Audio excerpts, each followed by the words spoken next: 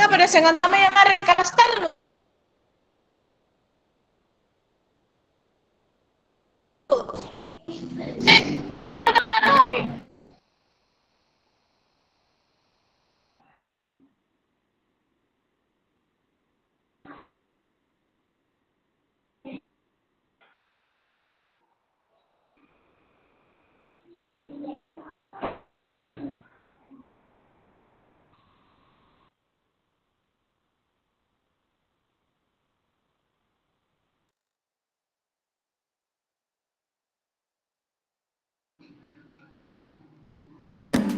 Saatnya meraih mimpimu, arahkan pandangan ke depan, Tuhan kan menuntunmu.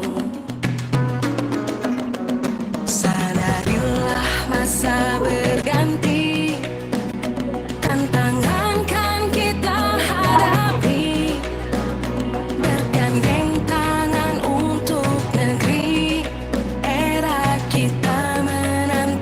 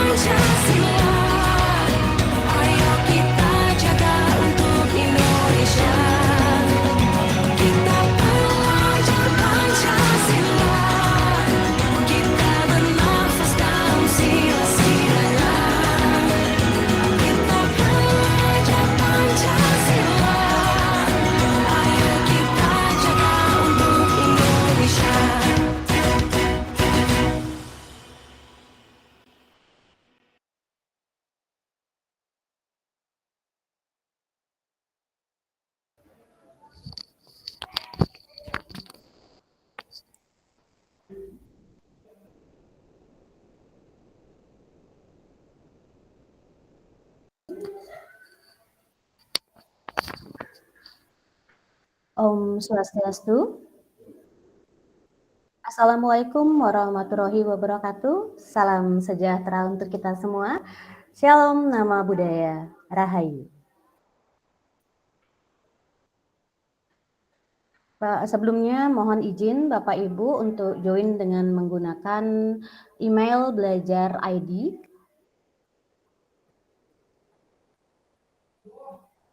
Mohon dicek kembali ya Bapak Ibu sekalian agar memperlancar webinar kita kali ini. Bapak Ibu mohon join dengan menggunakan email belajar dan .id. Dan diharapkan juga Bapak Ibu untuk join di grup Telegram untuk penerbitan sertifikatnya nanti. Untuk link grup Telegram nanti akan disematkan pada link pada chat ya Bapak Ibu ya. Baik Bapak Ibu, kita mulai saja webinar kali ini. Selamat pagi Bapak Ibu guru, rekan pendidik, serta seluruh peserta webinar yang berbahagia. Puji syukur kehadirat Tuhan Yang Maha Esa karena berkat rahmat Beliau kita dapat berkumpul di sini dalam keadaan sehat walafiat. Sebelumnya perkenalkan, nama saya Putu Dewi Febriantari. Saya biasa dipanggil Febri. Dan saya akan memandu jalannya webinar kita pada hari ini dengan tema berbagi praktik baik pembelajaran berpihak pada peserta didik. Tentunya hari ini saya tidak sendiri. Hari ini saya dibantu oleh rekan saya, Ibu Wiwayan Sulistiawati atau biasa dipanggil Sulis yang akan menjadi host pada hari ini. Webinar ini bertujuan untuk berbagi strategi praktik baik yang dapat dilaksanakan dalam proses pembelajaran untuk memahami peserta didik lebih mendalam. Nah, sebelum kita memulai webinar hari ini, kita bersama-sama menyanyikan lagu kebangsaan Indonesia Raya sebagai tanda penghormatan kita terhadap negara. Dino expecting come.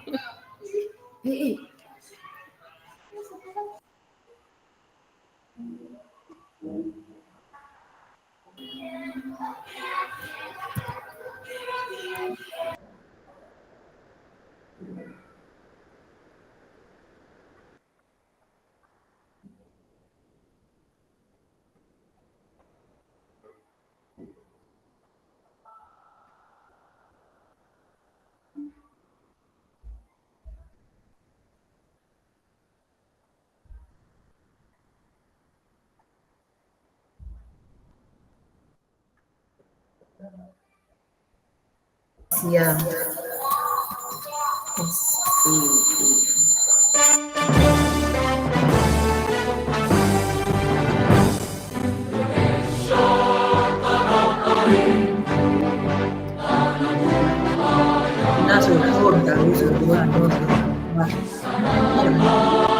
Edit ya. Edit.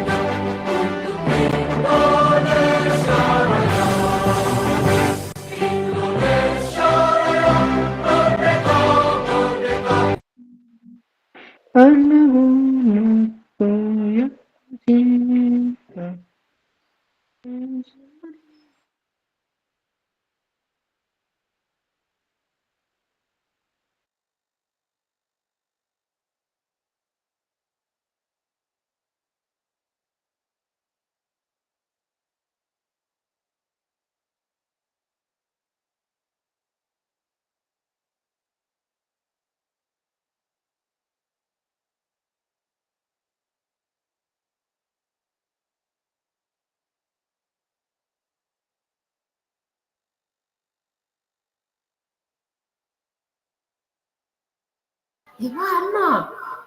Tuh.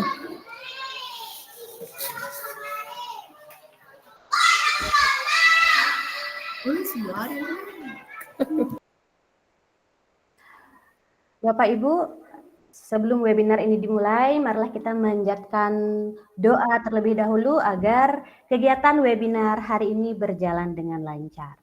Berdoa menurut agama dan kepercayaan masing-masing dipersilahkan.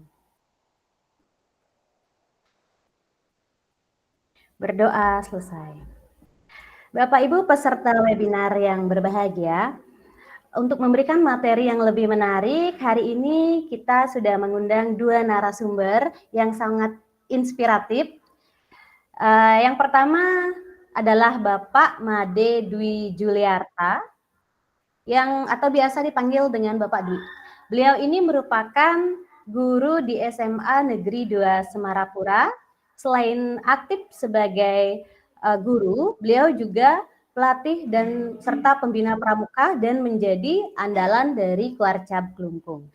Bapak Dwi juga sekarang masih menempuh pendidikan guru penggerak angkatan 11. Kemudian narasumber yang kedua adalah Bapak Faris Aska. Beliau merupakan guru akuntansi dan keuangan lembaga di SMK Negeri 1 Klungkung. Dan beliau juga sama seperti Pak Dwi masih menempuh pendidikan sebagai guru penggerak pada angkatan ke-11, Bapak Ibu. Oke, Bapak Ibu sekalian, untuk mempersingkat waktu, untuk materi yang pertama akan disampaikan oleh Bapak Dwi Juliarta. Kepada Bapak Dwi Juliarta, kami persilakan.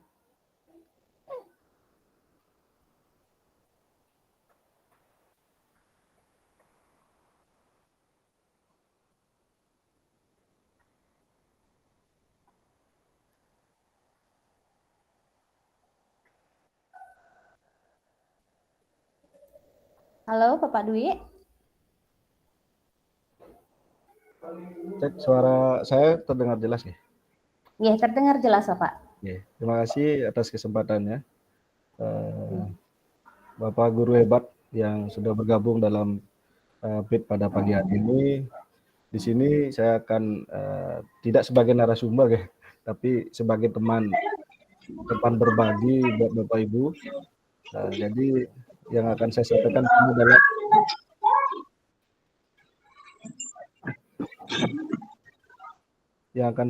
di sini adalah apa yang telah saya lakukan selama ini di Satuan Pendidikan. Mungkin tampilannya sudah terlihat ya? Sudah, Bapak.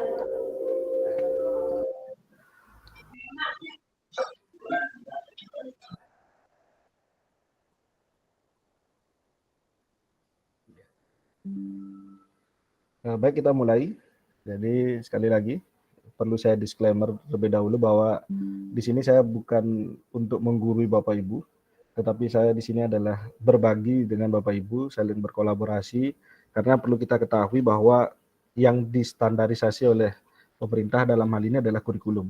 Tapi bagaimana pelaksanaan di lapangan dan kreativitas di lapangan itu akan menyesuaikan dengan karakter yang kita miliki masing-masing. Karena orientasi dalam pembelajaran kita adalah murid, dan kita selalu meyakini bahwa murid itu adalah segala sesuatu yang unik dan istimewa.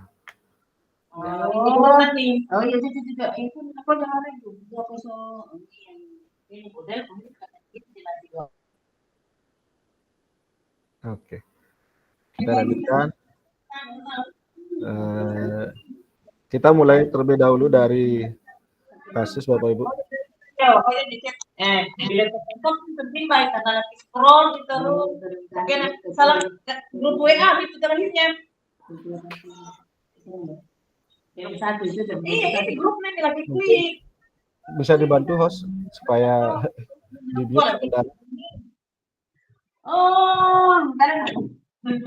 juga lagi saya nanti aja. Di WhatsApp ini.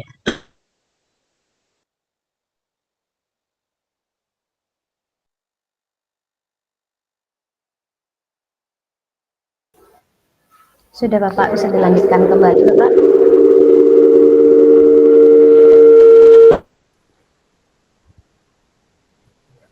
Terima kasih dari host. Kita ulangi lagi ya Bapak Ibu.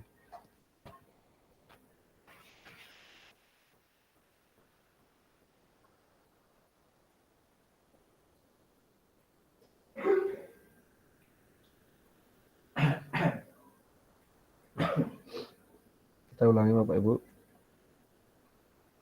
Sudah tampak ya slide saya? Ya. Sebelum kita masuk, saya punya sebuah kasus Bapak Ibu. Kebetulan ini adalah kasus yang saya alami sendiri. Mungkin Bapak Ibu bisa mencermati kasusnya.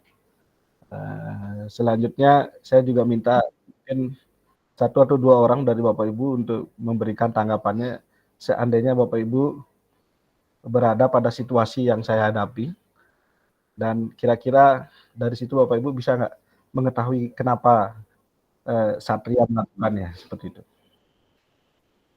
Bapak Ibu mungkin bisa raise hand kalau yang sudah. Oke, Pak De Bagus, dipersilakan Pak De Bagus. Iya, terima kasih Pak Dwi.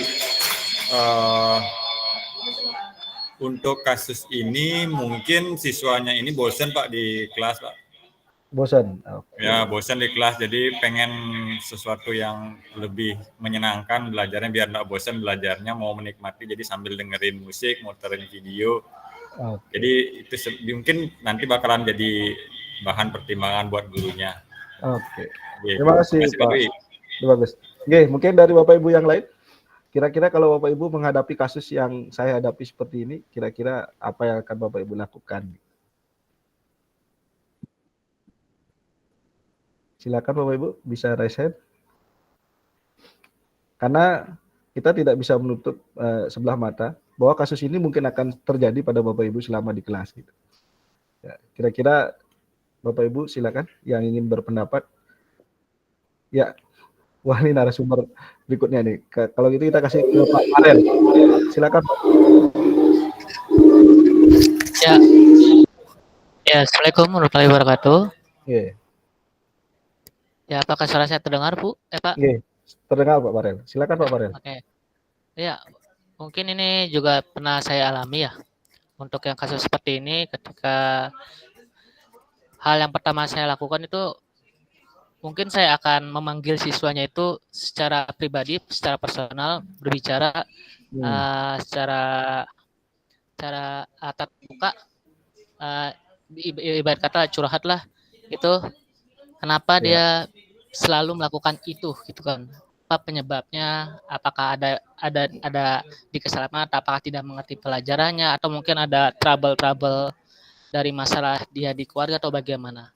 Tapi mayoritas sih yang saya dapat itu karena kurang mengerti di bagian yang dijelaskannya gitu. Makanya dia mencari emang bukan karena basic saya di matematika kan cukup rumit, di dasar juga kurang nih anak. Ya sudah, makanya dia nyari pengalihannya ke hal-hal lain. Seperti itu, Pak. Terima kasih, Pak. Terima kasih Pak Farel. Jadi Bapak Ibu sepakat ya, kalau kita bertemu dengan kasus seperti ini, hal yang pertama kita lakukan adalah kita harus melakukan pendekatan kepada si anak. Jadi kita harus mengetahui terlebih dahulu apa yang menjadi alasannya. Jangan serta-merta Bapak Ibu langsung menghardiknya ataupun menghukum anak ini. Jadi kalau saya yakin Bapak Ibu pasti akan pernah bertemu kasus ini. Karena ini kasus yang sering terjadi di satuan pendidikan. Jadi langkah yang pertama yang akan kita lakukan adalah melakukan pendekatan secara personal kepada yang bersangkutan. Kira-kira kita ingin mengetahui apa yang menjadi alasan atau kira-kira kebutuhan apa yang akan diharapkan dari si anak ini.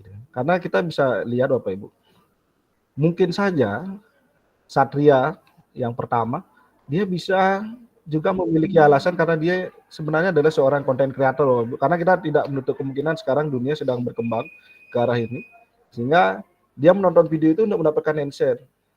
Bisa saja AdSense yang dia peroleh dia gunakan untuk biayanya. Jadi kebutuhan dasar yang sedang berusaha dipenuhi oleh Satria itu adalah kebutuhan dasar untuk bertahan hidup, Bapak Ibu. Bisa saja akan muncul Satria yang kedua, Bapak Ibu, yang memiliki alasan bahwa dia merasa senang kalau temannya itu memperhatikan dia.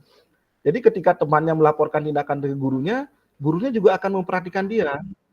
Sehingga sebenarnya Satria ini sedang membutuhkan kasih sayang dan rasa ingin diterima di kalangannya, seperti itu Bapak Ibu. Ya. Jadi ini bisa jadi alasan Satria. Terus ada juga Satria yang ketiga Bapak Ibu. Ya, karena dia ingin temannya itu mengakui kehebatannya. Keberhasilannya dia bisa menghasilkan sebagai seorang konten kreator. Sehingga dari sini kita bisa lihat bahwa kebutuhan yang sedang dipenuhi oleh Satria itu adalah kebutuhan dasar atas penguasaannya atau kemampuannya Bapak Ibu. Bisa juga muncul Satria yang keempat Bapak Ibu. Karena dia merasa bosan seperti yang disampaikan oleh Pak Bagus tadi.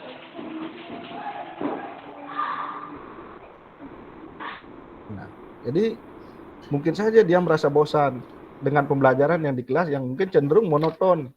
Apa yang disebutkan oleh Pak Farel tadi, mungkin saja dia merasa bosan karena dia tidak memahami materi yang sedang dibahas.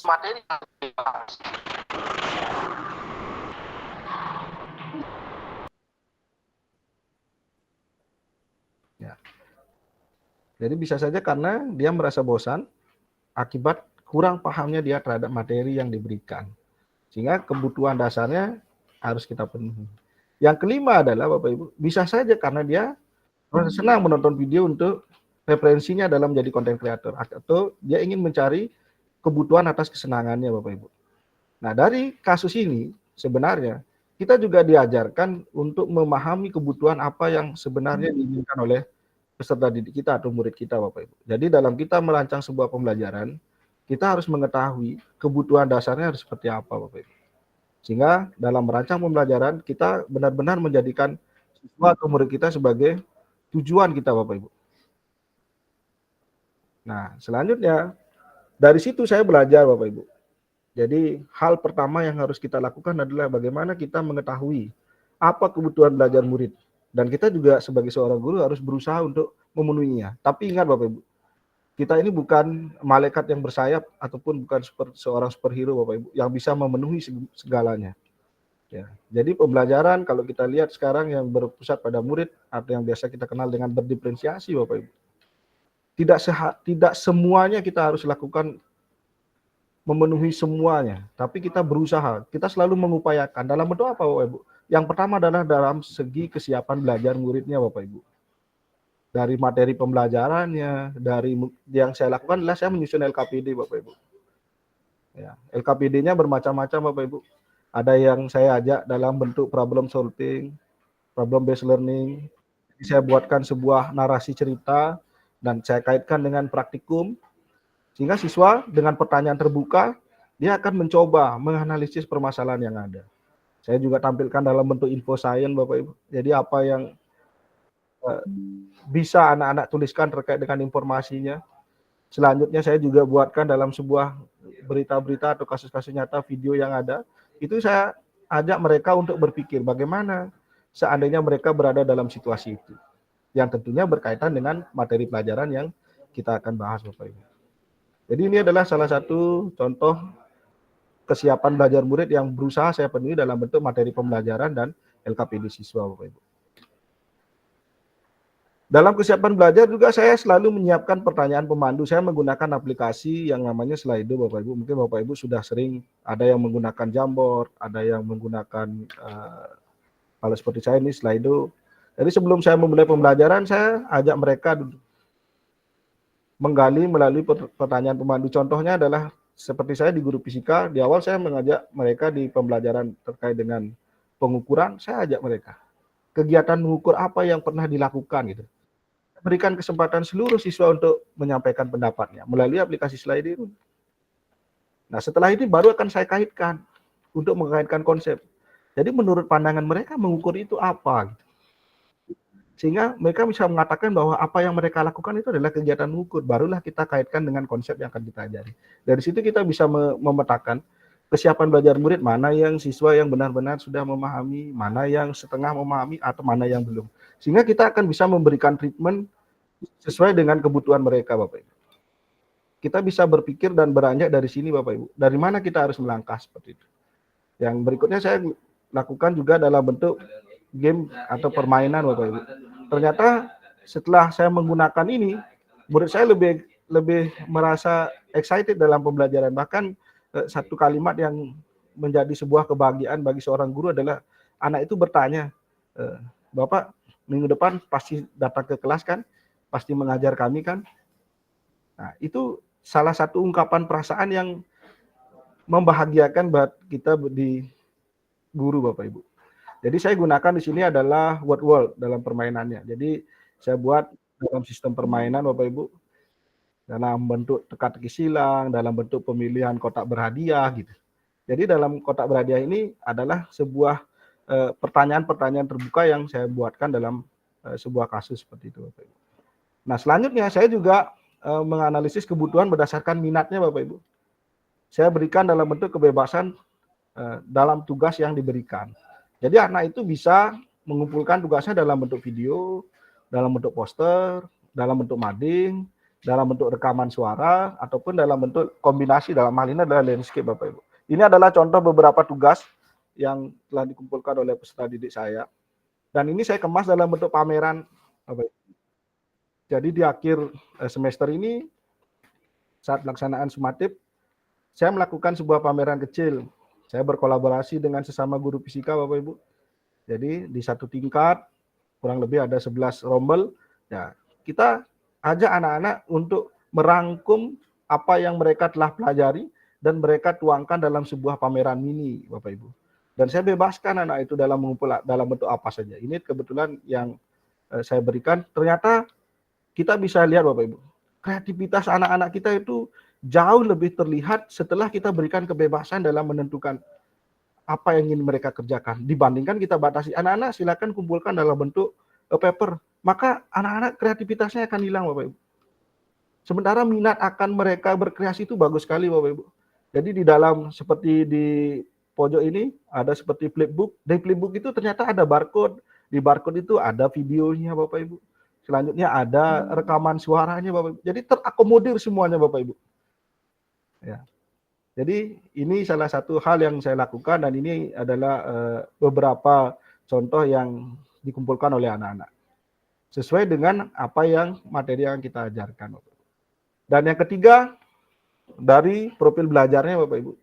Jadi dalam pembelajaran pun saya berusaha untuk mengakomodir. Mungkin yang paling sederhana untuk melihat profil belajarnya dari gaya belajarnya Bapak Ibu. Tapi bukan gaya belajar bukan satu-satunya cara untuk mengetahui profil belajarnya. Bermacam-macam Bapak Ibu. Nah, yang paling mudah untuk dilakukan mungkin ini Bapak Ibu. Karena kebetulan di satuan pendidikan kami bekerja sama dengan salah satu lembaga psikotest dan itu lembaganya kredibel. Sehingga dari sana diperoleh profil belajar terkait dengan gaya belajar, terkait dengan kemampuan akademiknya, pelajaran mayor minornya. Itu juga menjadi sebuah dasar selain dari pemahaman awal yang dimiliki oleh peserta didik itu.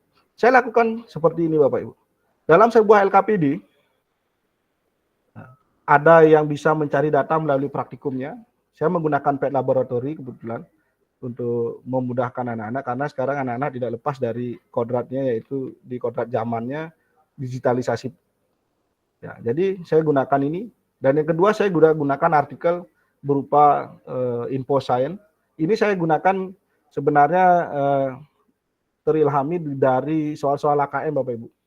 Bagaimana kemampuan anak dalam melakukan analisis terkait dengan sebuah wacana, baik itu grafik, baik itu chart, seperti itu. Jadi saya minta anak-anak mencoba untuk menggali apa yang bisa. Selanjutnya saya juga memberikan di LKPD itu bagaimana sebuah video yang bisa mereka pikirkan dan saya berikan sebuah pertanyaan terbuka. Apa yang akan terjadi seandainya ini dan apa yang akan kalian lakukan? Seperti itu Bapak Ibu. Ini salah satu upaya dan cara saya dalam memenuhi kebutuhan belajar dari peserta didik atau murid saya Bapak Ibu. Nah, selanjutnya strategi pembelajaran yang saya lakukan di sini yang pertama diferensiasi secara kontennya, bagaimana saya menyiapkan paparan materi, modul ajar, termasuk dengan LKPD-nya Bapak Ibu. Sumber belajarnya juga saya tambahkan di sana, kalau memang ada video saya buatkan dalam bentuk barcode atau link videonya, selanjutnya aplikasinya dalam bentuk permainan Bapak Ibu. Nah, di sini dalam diferensiasi proses, apa yang saya lakukan yang pertama adalah saya mengajak siswa untuk belajar mandiri melalui LKPD. Jadi LKPD itu akan menuntun anak-anak untuk memahami sebuah konsep. Selanjutnya saya juga ajak mereka dalam membuat kuis tertulis melalui pertanyaan terbuka seperti tadi Bapak Ibu. sebelum kita mengaitkan pembelajarannya, kita tanya dulu kira-kira kontekstual apa yang pernah dilakukan oleh peserta didik kita yang kita kaitkan ke dalam konseptualnya, Bapak Ibu. Selanjutnya saya juga memberikan kesempatan kepada para peserta untuk saling menanggapi, memberikan umpan balik terhadap jawaban yang diberikan oleh temannya. Sehingga di sana akan terjadi kemampuan bernalar kritis siswa akan mulai terbentuk di sana, Bapak. Jadi dia saling menanggapi, saling memberikan argumen, mempertahankan argumennya. Dan selanjutnya saya juga ajak mereka dalam pembelajaran melalui game, Bapak Ibu. Kadang-kadang game yang saya lakukan berkelompok, kadang-kadang saya lakukan secara individu. Dan itu ternyata mendapat respon yang positif dari anak-anak. Selanjutnya adalah proses diskusi. Nah, di presentasi produk, dari produk yang dihasilkan oleh para murid, saya sekali lagi saya memberikan kebebasan kepada anak-anak. Ya. Apa yang menjadi minatnya dia, saya terima seperti itu, Bapak Ibu. Tinggal kita menyesuaikan dengan bagaimana penilaian yang akan kita lakukan, Bapak Ibu. Nah, di sini adalah testimoni siswa saat setelah pembelajaran sebelum saya menerapkan seperti tadi, Bapak Ibu. Mereka senang, tapi ada juga yang memberikan respon ya biasa aja. Ada yang sedih, ada yang malas, ada yang bosan, Bapak Ibu. Ada yang capek. Nah, setelah itu saya coba membuat sebuah pembelajaran, merancang sebuah pembelajaran yang seperti saya utarakan tadi, Bapak Ibu. Nah, contohnya adalah pada saat kita bermain game, ini adalah cuplikan sedikit, Bapak Ibu. Jadi saya ajak mereka bermain game di kelas.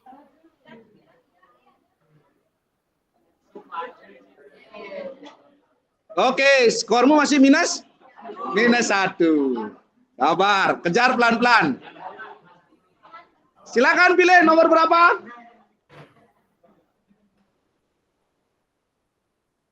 Nomor berapa? Silakan, kelompok 4. Jangan lama-lama. Nomor 6. 6 menurun. 6 menurun. 10 kotak. 10 kotak. Kan belum tentu.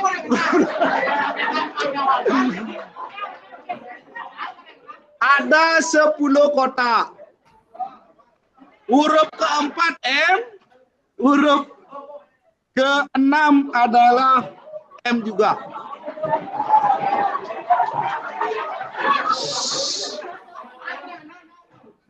Belum tentu soalnya. Ingat, ada skor minus 1. Jangan sampai kalian minus. Kita lihat soalnya. 1, 2, 3.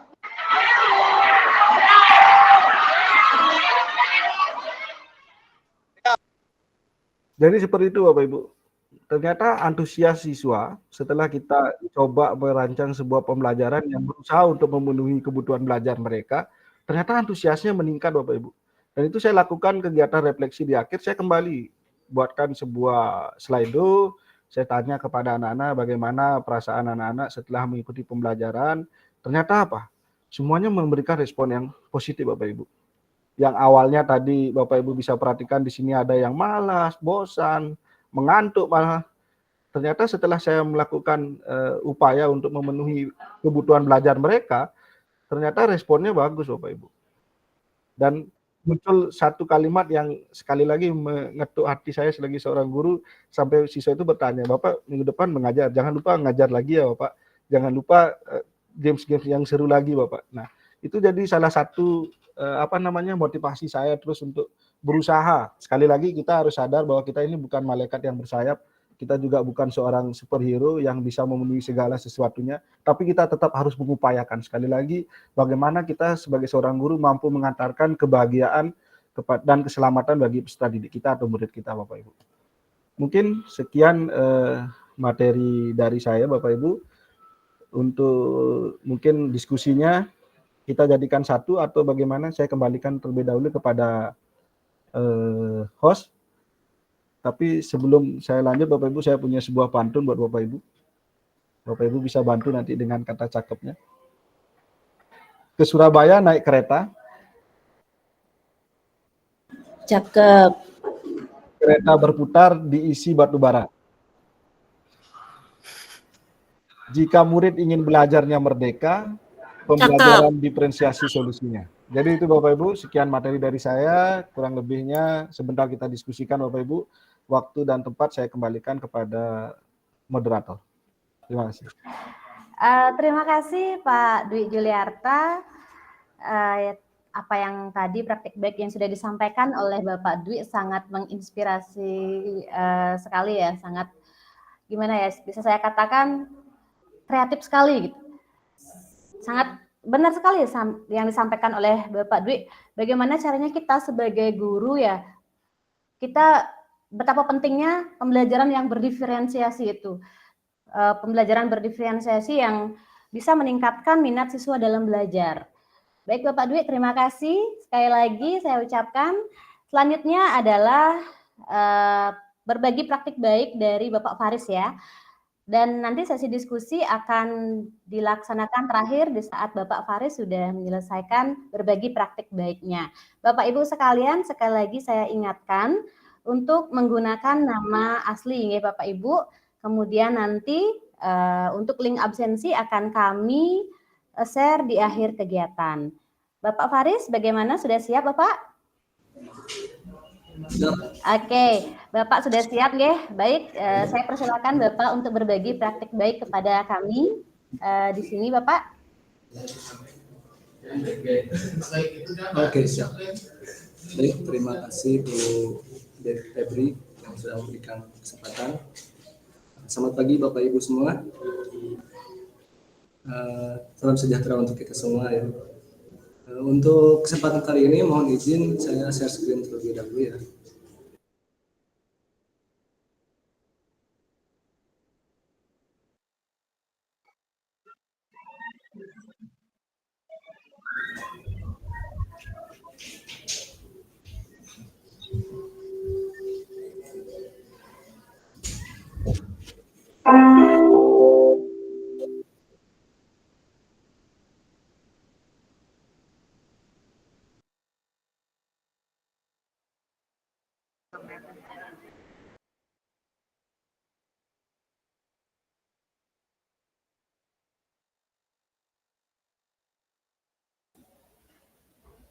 Pak Faris, suaranya belum masuk, Pak. Oh iya, Bapak Ibu. Baik. Oke.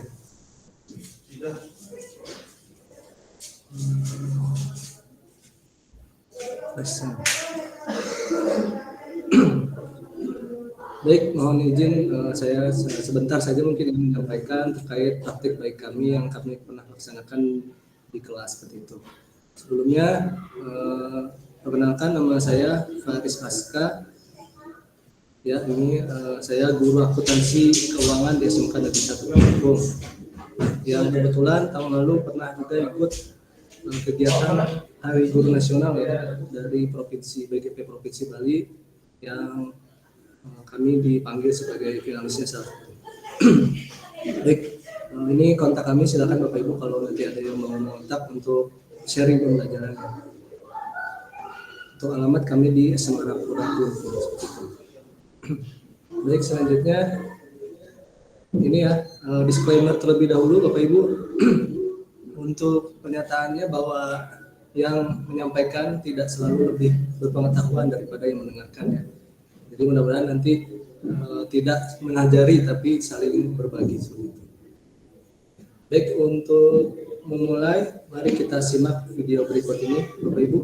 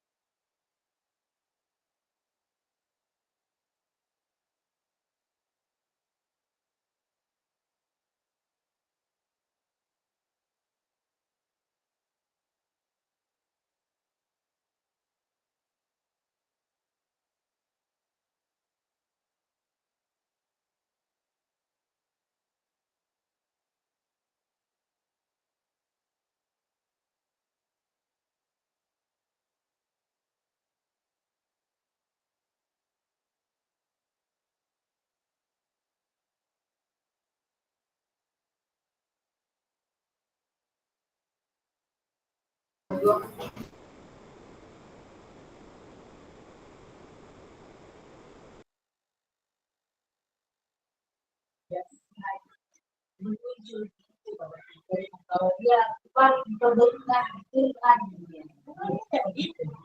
Nanti kan ada ini kan yang menyajikan.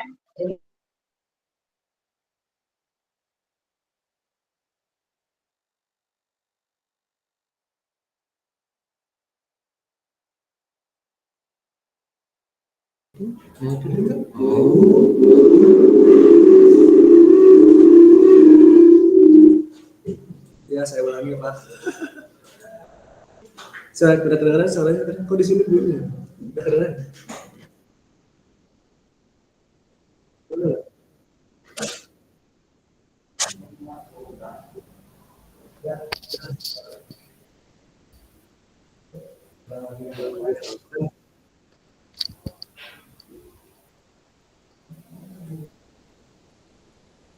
Kedengaran?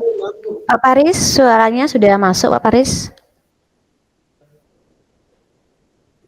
Halo Pak Paris, suaranya sudah masuk, tapi videonya masih belum masuk untuk suaranya.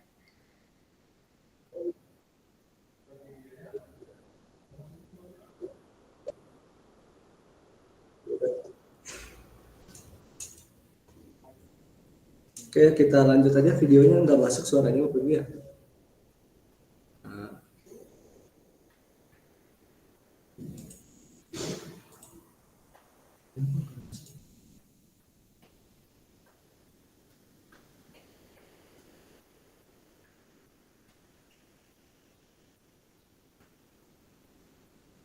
Baik Bapak Ibu, ada sedikit ini ya pertanyaan pemantik ya. Tadinya mau melalui kuisis, tapi mungkin langsung saja ya Bapak Ibu yang mau berpendapat. Menurut Bapak Ibu, seberapa penting pembelajaran berdiferensiasi itu? Silakan Bapak Ibu, ada yang mau menyampaikan?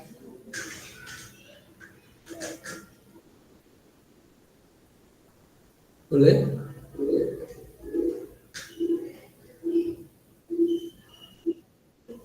Oke, Bu Krisna, boleh Bu Krisna. Terima kasih atas waktunya Bapak Faris. Jadi pembelajaran diferensiasi menurut saya penting karena dalam pembelajaran diferensiasi kita sebagai guru mampu mewadahi pembelajaran berdasarkan minat bakat atau minat peserta didik. Ya, itu aja dari saya Pak. Terima kasih. Baik, terima kasih Bu Krisna ya. Oke, jadi salah satunya pembelajaran berdiferensiasi itu tadi sudah disampaikan juga oleh Pak Dwi ya, berdasarkan dari salah satunya minat atau dari kesiapan, bisa juga dari profil belajar. Jadi profil belajar itu terbagi lagi, bisa dari gaya belajar, bisa dari preferensi terhadap lingkungan belajar dan lain sebagainya ya. Itu dari pembelajaran berdiferensiasi. Mungkin pertanyaan pemantik kedua Bapak Ibu ya, silakan yang berpendapat. Apakah Bapak Ibu pernah mempraktikkan pembelajaran berdiferensiasi di kelas? Kalau pernah, boleh dijelaskan bagaimana Bapak Ibu menerapkannya. Baik, siapa Bapak Ibu yang mau berpendapat? Mungkin ada yang pernah melaksanakan pembelajaran berdiferensiasi, boleh sharing sama Bapak Ibu. Kita di sini sharing ya, jadi kita berbagi di waktu yang singkat ini. Silakan, boleh saya pilih mungkin ya.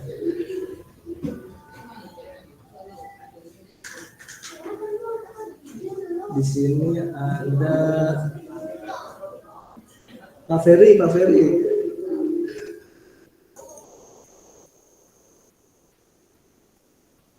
Siapa Bapak Ibu yang pernah berbagi, yang pernah masa pembelajaran diferensiasi, boleh sharing aja ya.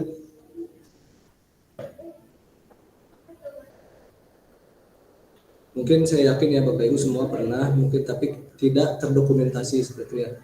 Jadi kedepannya bisa didokumentasikan. Oh, Pak Farel, silakan Pak Farel ya. Sudah saya aktif Pak Farel. Silakan, Pak. Ya, terima kasih Pak Faris untuk kesempatannya. Untuk pembelajaran diferensiasi, saya pernah dan sedang dilakukan juga saat ini. Karena apa? Karena dalam satu kelas itu tidak mungkin siswa itu memiliki kemampuan yang sama. Jadi ada berbagai macam kemampuan. Apalagi di sekolah saya juga ada beberapa anak, mohon maaf, ada anak ABK. Makanya itu harus disesuaikan sekali. Halo. Ya, mohon maaf. Ya, jadi saya bagi tuh dari asesmen diagnostik dulu ya, Pak. Di awal itu saya pakai asesmen diagnosis untuk melihat kemampuan awal siswa di mana di setiap materi. Baru saya pilah-pilah di mana anak-anak yang memiliki kemampuan A, kemampuan B, kemampuan C dan seterusnya. Seperti itu sih, Pak. Oke, luar biasa ya. Boleh applause buat Pak Farel ya. Boleh tepuk tangannya Bapak Ibu ya. Luar biasa. Pak Farel, boleh tahu Pak Farel dari mana Pak Farel? Saya dari SMA 64, Pak. 64 di Jakarta. Jakarta, wah luar biasa. Iya. Boleh nanti kita kolaborasi Pak ya dengan kita yang ada di Bali ini Pak. Oke, siap Pak, silakan Pak, boleh ditunggu kesempatannya.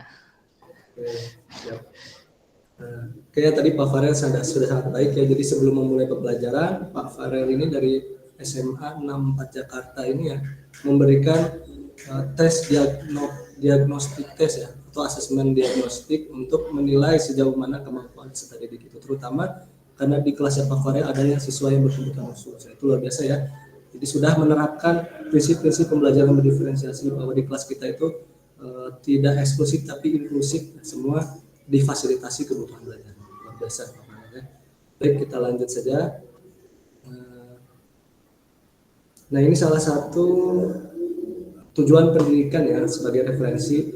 Mungkin Bapak Ibu tahu kan kalau tujuan pendidikan berdasarkan Gajah Dewantara kan untuk mendapatkan kebahagiaan dan keselamatan peserta didik.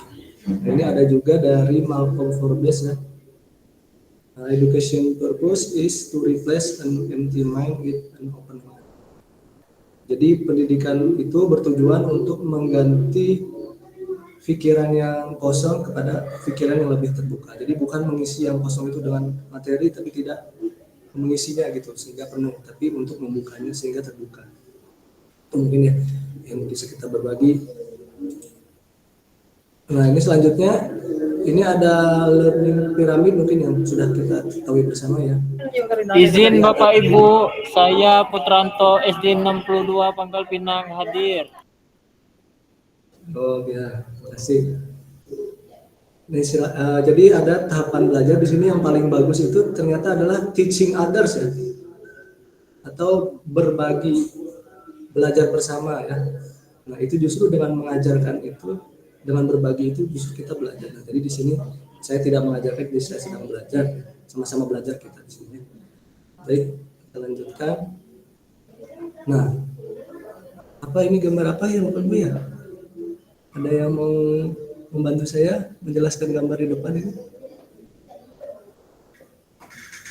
Boleh? Siapa Bapak Ibu yang mau membacakan atau mendeskripsikan gambar di depan? Oke Pak Radit, Gus Radit, boleh Pak? Ini saya melihat gambar sapi pakai VR ya. Jadi di sini mungkin ingin melihat pemandangan yang indah. Jadi pemandangan yang indah, rumputan yang hijau terlihat dari VR itu. Jadi sapi itu menghayal berada di lingkungan yang dengan rumputan hijau. Jadi dia merasa rileks dan bahagia. Jadi itu bisa merangsang untuk produksi susu.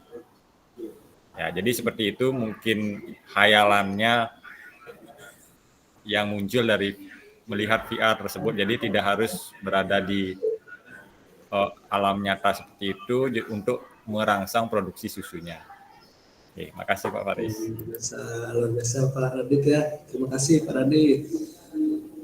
Ya, itu ya. Jadi ini salah satu terjadi perubahan di sekitar kita yang memang tak bisa dibendung ya, perubahan teknologi itu. Jadi ini di sebuah negara yang di Moskow ya, memasang VR kepada sapi-sapi mereka supaya rileks dan bahagia, supaya susunya banyak gitu ya. Dengan melihat pemandangan rumput cerah di musim panas. Nah, kita ketahui bersama kan mungkin di Moskow itu kan banyak salju ya, musim dingin panjang gitu. Jadi gimana caranya biar susunya tetap banyak? Nah, mereka merekayasa seakan-akan tetap musimnya itu musim panas, rumputnya tetap hijau sehingga sapinya tetap susunya banyak. Jadi ini salah satu contoh penerapan teknologi di dunia peternakan. Selanjutnya, nah ini apa nih ya? Ini ada brosur. Ini ada yang pernah lihat Bapak Ibu ya?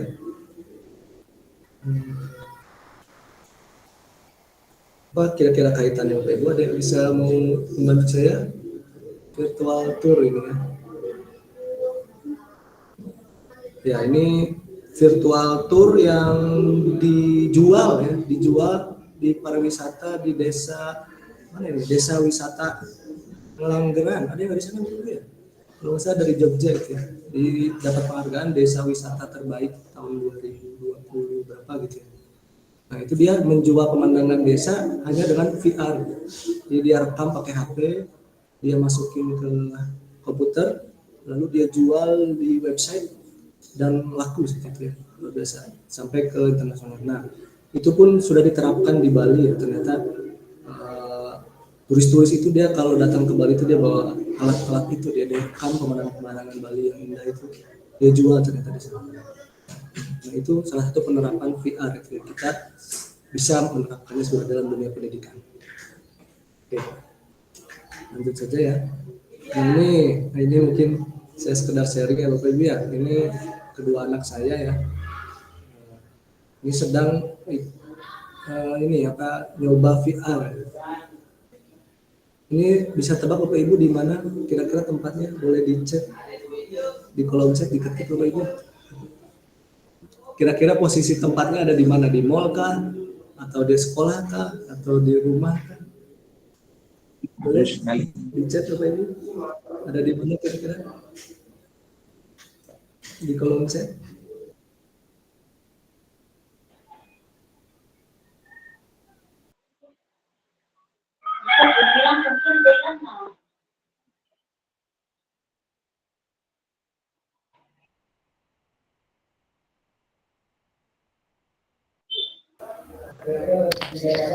Mohon maaf Pak Faris, suaranya menghilang. Ya Pak Faris, suaranya menghilang.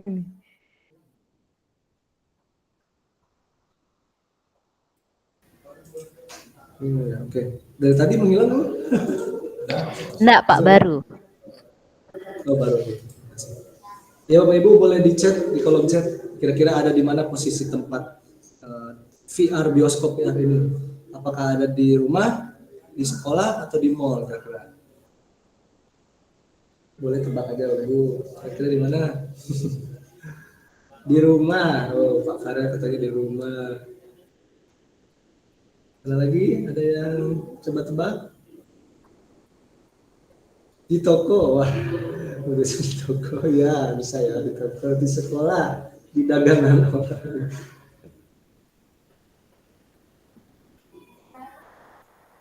Iya Bapak Ibu, ini ada di pinggir sungai ya Bapak Ibu.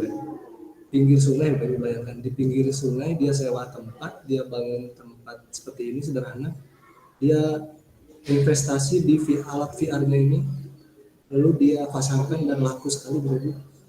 Luar biasa, ini jadi inspirasi kita juga ya. Jadi dia buat taman bioskop VR ini di pinggir sungai Bapak Ibu. Luar biasa ya. Dan sangat laku sekali. Jadi anak-anak senang, orang dewasa pun ngantri di sini. Jadi kita bisa melihat pemandangan, bisa melihat game-game, kita bisa ikut dalam suatu realita ya, tapi di VR tersebut. Ya ini teknologi yang bisa kita manfaatkan sebenarnya. Nah ini sebenarnya bukan ranah saya ya Bapak Ibu, karena saya bukan jurusan DKV atau bukan jurusan komputer, saya jurusan akuntansi, saya hanya pengguna. Nah ini ternyata ada 3 teknologi yang beririsan ya, yang mirip seperti VR. Nah, salah satunya ada augmented reality, kalau mohon dikoreksi kalau salah. Ada virtual reality, ada mixed reality.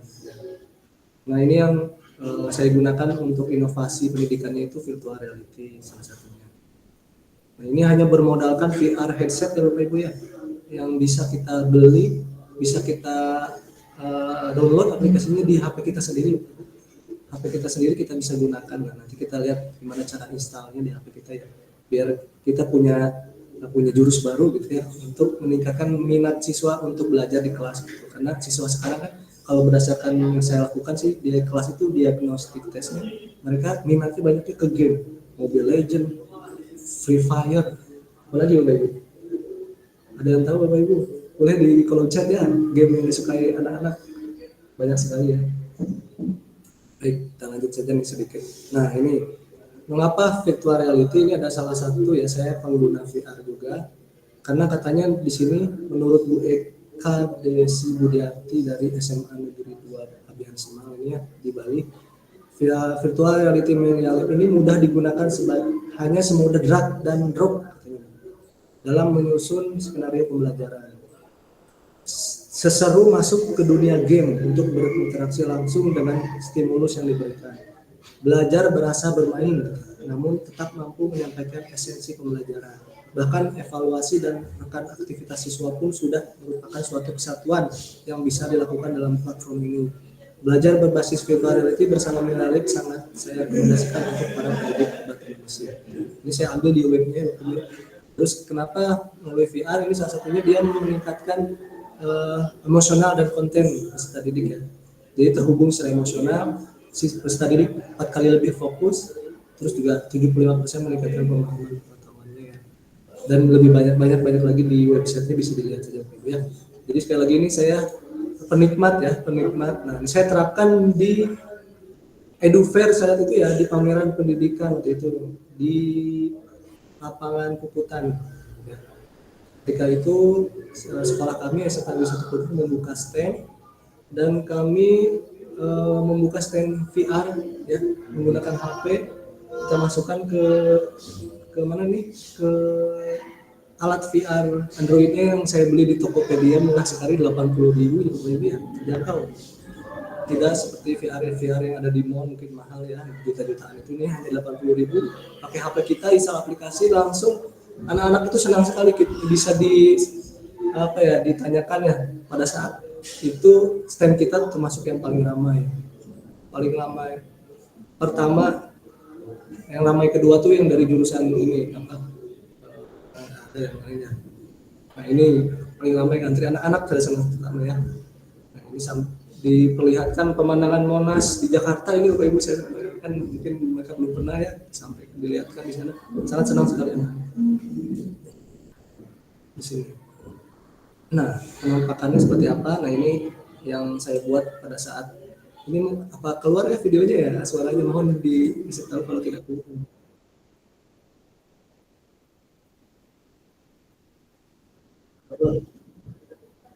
Keluar sih kan?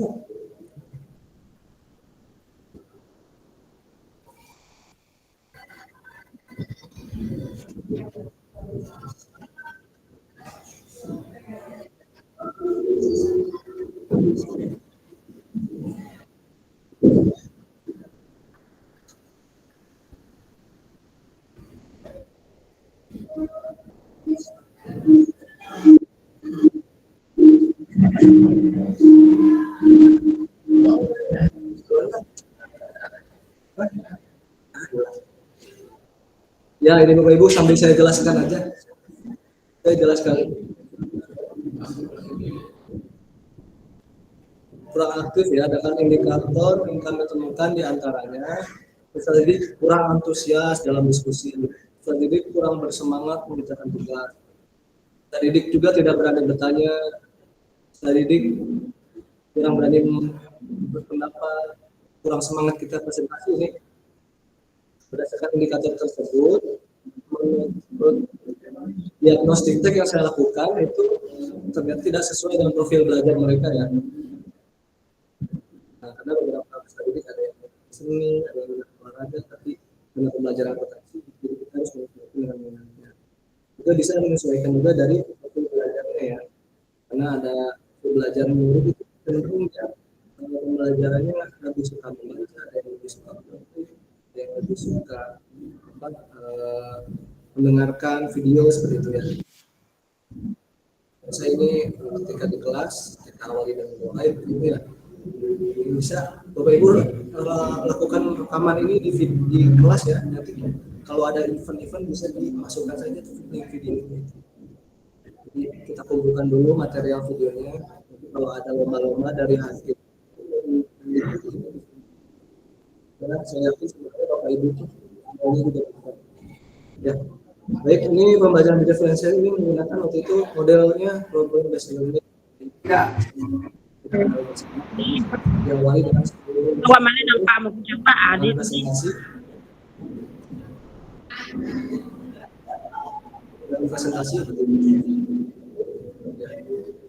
dari presentasi baru kita ada pilihan kegiatan yang bisa dipilih oleh murid menggunakan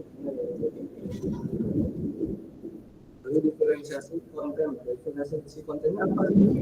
Pada saat itu diferensiasi konten yang saya lakukan ada LKPD dari ini ya, apa bentuknya list pertanyaan. Ada LKPD yang berbentuk infografis, ada LKPD yang berbentuk ini.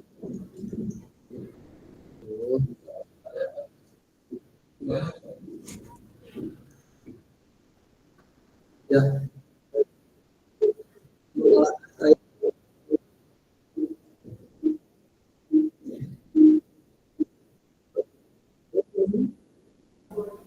Halo Pak Faris, suaranya kurang terdengar.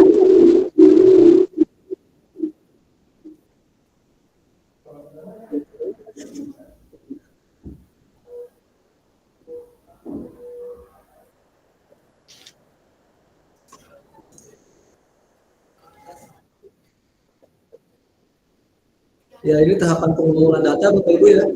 Jadi kita mengumpulkan data dan informasi dari berbagai sumber ya.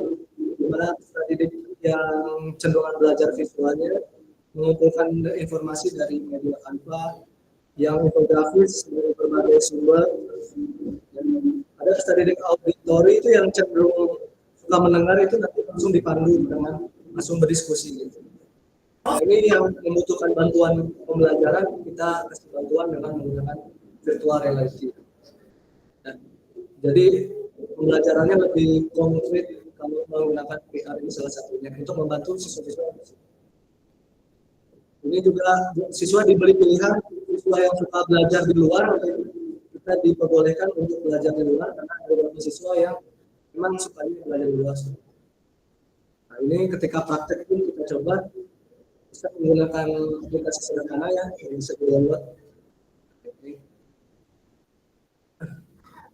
Ya, kita menggunakan media teknologi untuk menyesuaikan dengan minat siswa ya, karena banyak yang suka main game, suka teknologi gitu. Ini juga kita coba beberapa teknologi yang tersedia, yaitu ini ya, artificial intelligence ya. Kita ketahui bersama ada ChatGPT ya, ada juga ada Gemini ya. Itu siswa sekarang kalau dikasih soal tuh di situ ternyata Bapak Ibu. Nah, kita nggak bisa melarang ya, kita bisanya justru kita harusnya kita manfaatkan gitu. Dengan tugas-tugasnya kita sesuaikan dengan siswa-siswa yang ternyata senang untuk menggunakan artificial intelligence. Kita tidak melarangnya, tapi kita memberikan KPD yang kita sesuaikan ya. Ini juga di lab ya. Untuk asesmennya kita bisa manfaatkan juga beberapa aplikasi ya. Ini beberapa hal yang kita coba di kelas, Bapak Ibu. Siswa cukup antusias ya mencoba aplikasi karena minatnya main game. Rata-rata sukanya main game. Kebetulan di kelas ini sukanya main game. Jadi kami kita berupaya gitu, dengan menyediakan gitu. Nah, ini apa hasilnya? Ternyata hasilnya cukup bagus ya. Itu diantaranya indikator seperti aktivitas siswa meningkat, presentasi siswa lebih bersemangat begitu karena produk yang presentasinya itu bervariasi. Nah, ini yang kami buat Bapak Ibu beberapa penampilan bank ya karena kami ada di akuntansi gitu, jadi kita buat ini orang-orang ini sudah tersedia di aplikasi itu, kita tinggal drag seperti itu. Ya. Nah, itu beberapa praktik baik yang kami dokumentasikan.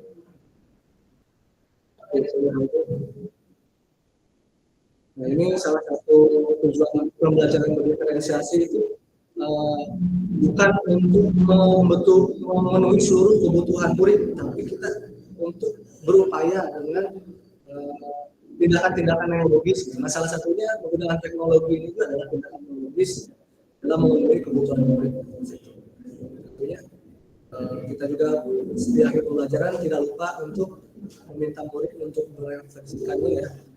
Jadi ada seseorang murid yang dia merefleksikan apa adanya yang menurutnya katanya dia merasa senang gitu karena bisa mempelajari materi yang dianggap sulit ternyata bisa menyenangkan gitu ya. Ini yang profil belajarnya yang berusaha kami penuhi itu diantaranya ya dari belajar walaupun tidak harus dari belajar. Itu mungkin ya sudah pernah kami lakukan Bapak Ibu. Itu salah satunya ya. Oke. Nah ini selanjutnya singkat saja ini ada cara menginstal aplikasinya Bapak Ibu ya. Kita bisa cari di Play Store. Nah, kita buka Play Store ya Bapak Ibu. Nah, terus kita cari di situ aplikasi Milea-Lab Bapak Ibu. Milea-Lab. Ya. Nah, nanti di sana ratingnya cukup besar. Ternyata ini aplikasi buatan dalam negeri ya, kantornya di Jakarta kalau tidak salah. Nah, nanti banyak sekali di sini aplikasi-aplikasi dan ini tidak harus online Bapak Ibu ya. Ini bisa offline. Jadi kita download dulu menggunakan WiFi misalnya atau kuota kita, nanti dimanapun kita bisa akses setelah download tersebut. Ini sangat mudah dan ringan dulu ya. Jadi sekali lagi saya tidak mempromosikan dan saya tidak punya hubungan apapun dengan Milea-Lab ya. Tapi saya pengguna dan saya merasakan manfaatnya sehingga saya sharing ke Bapak Ibu ya. Lalu setelah install, cara membukanya kita tinggal klik aplikasinya seperti biasanya. Lalu kita tunggu beberapa saat. Nanti kan masuk seperti ini dia. Ini tampilannya. Nanti setelah beberapa saat akan muncul menu-menunya yang tersedia di aplikasi. Ada pelajaran apa yang kita ampuh misalnya. Nah ini cocok sekali juga dengan mapel P5 ya, karena di sini juga ada tentang keragaman agama, ada tentang lingkungan hidup, ada tentang geografi, matematika, sejarah, banyak sekali Bapak Ibu, sosiologi, ekonomi pun ada. Bahkan kita kalau mau buat sendiri bisa Bapak Ibu, kita download dulu aplikasinya di laptop kita, cari Milea-Lab, kita nanti desain sendiri lingkungan pembelajaran yang kita inginkan seperti apa. Ini misal saya klik kompos karena mau misalnya materinya tentang kompos ya, lalu klik download, kita tunggu beberapa saat downloadnya selesai. Nanti setelah di download kita langsung bisa masukkan HP ini ke alat misalnya, kalau punya alat, kalau nggak punya alat nggak apa, kita kita pakai gunakan play non giro ini ya. Nah di sini nanti kita pakai HP aja, murid yang suruh main di HP. Nanti di situ kita bisa setting pertanyaan-pertanyaannya kalau kita edit terlebih dahulu. Pakai template yang disediakan oleh Miriam. Ataupun kita gunakan yang sudah jadi bisa juga. Oke, nah ini tampilannya seperti ini nanti yang dilihat oleh murid ya di HP-nya masing-masing. Nah, nanti ada standpoint. Nah, standpoint ini yang kuning-kuning ini nanti tinggal kita arahkan titik tengah ini ke standpoint ini, nanti kita akan berjalan mendekat. Nah, untuk instruksinya ada di teks dan materi-materi. Nah, ini di teks tentang kompos.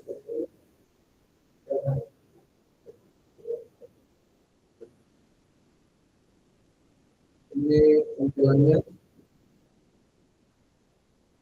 Poin kita masuk.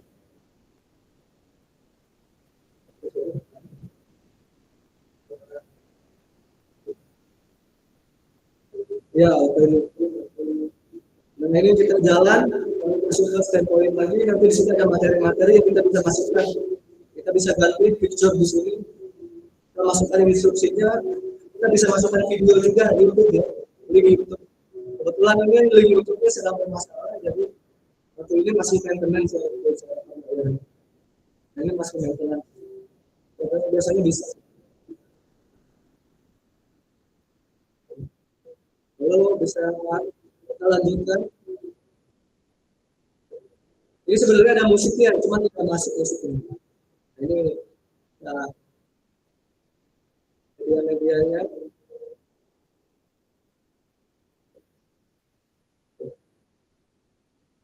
Nah, itu ya. Ini tampilannya yang salah satu tampilannya seperti itu. Ini mungkin kita lanjut aja. Ini ada yang saya buat juga ini yang saya pakai template untuk pembelajaran BUMD ya, akuntansi lembaga. Nah di sini saya membuat miniatur template sebenarnya ini, yang bukan saya buat sendiri, saya tinggal masukin aja Bapak Ibu. Saya tinggal masukkan saja template yang sudah ada, YouTube-nya saya masukkan juga, teks tinggal pindahin. Ini materi tentang BUMD. Ya, sejauh ini ada pertanyaan boleh Bapak Ibu kalau mau ada yang mau ditanyakan. Sesi tanya jawab nanti Bapak Faris nih. Oh ya. Oke. Baik, kita tutup terlebih dahulu mungkin ya Bapak ya. Di sini ada sedikit pantun, boleh dibantu, asiknya asik. Beli serombotan rasanya pedas. Asik. Nambah nasi dan juga terasi. Asik. Asik. Cukup sekian. Lapar. Mantap. Berkolaborasi Ibu ya. Mantap. Saya kembalikan kepada moderator. Terima kasih. Baik, terima kasih Pak Faris atas berbagi praktik baiknya yang sangat menginspirasi kita di sini semuanya. Baik Bapak Ibu peserta webinar, sekarang kita akan memasuki pada sesi tanya jawab. Jadi silakan Bapak Ibu bisa raise hand jika ingin bertanya atau bisa melalui chat kolom komentar. Baik, saya persilakan Bapak Ibu.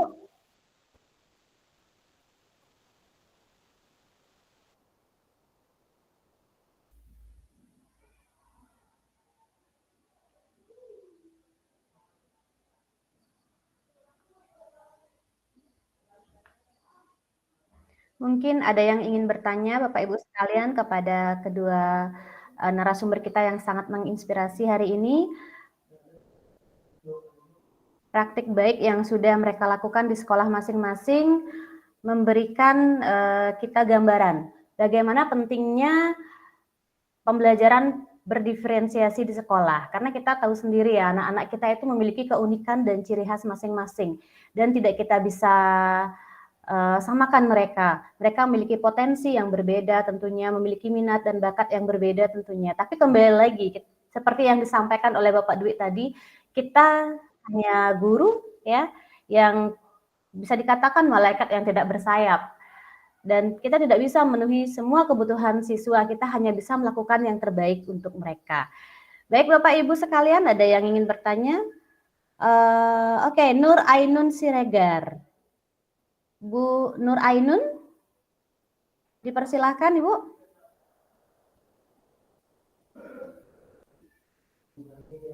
Halo Ibu Nur Ainun.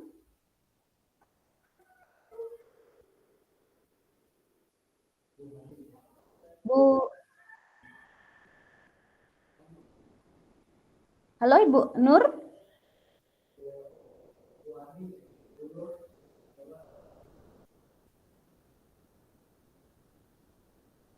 Bu Hani mungkin, Bu Hani Milanti ya. Silakan Ibu perkenalkan diri terlebih dahulu Ibu. Ya, terima kasih kepada Ibu Putu yang sudah memberikan kesempatan kepada saya dan kepada Pak Faris yang sudah berbagi praktik baik pada kita. Nah, Pak Faris di sini saya mau bertanya, kalau Pak Faris tadi kan ini kan melaksanakannya terhadap anak SMA ya, kalau nggak salah ya Pak Faris ya. Nah, kalau saya kebetulan ini mengajar di SD, apakah ini aman untuk dilakukan pembelajaran ini, metode ini di SD? Dan tentunya pasti sangat menarik bagi anak-anak ya Pak ya. Jadi kalau misalnya tadi Pak Faris juga mengatakan bahwa alatnya juga dibeli dari Topet ya kalau nggak salah tadi ya, dengan harga yang lumayan terjangkau sehingga kita juga mungkin bisa mengadopsi di sini dan melaksanakan di tempat kita Pak Faris. Saya perkenalkan, saya dari SD Negeri 62 Pangkal Pinang Pak Faris, dari Kepulauan Bangka Belitung. Gitu. Jadi siapa tahu bisa nanti dilaksanakan di sini dengan berbagi praktik baiknya Pak Faris, bisa kami adopsi di sini. Terima kasih Pak Faris.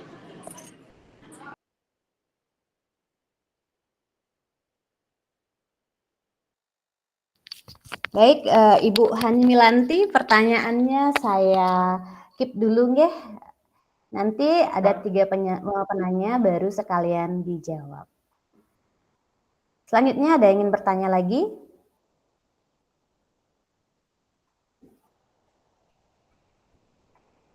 Oke, Ibu Nur Ainun.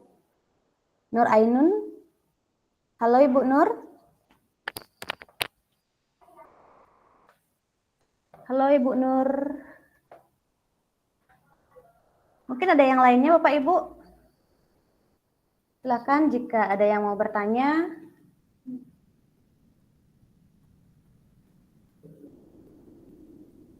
Iin Julianti. Halo Ibu Iin.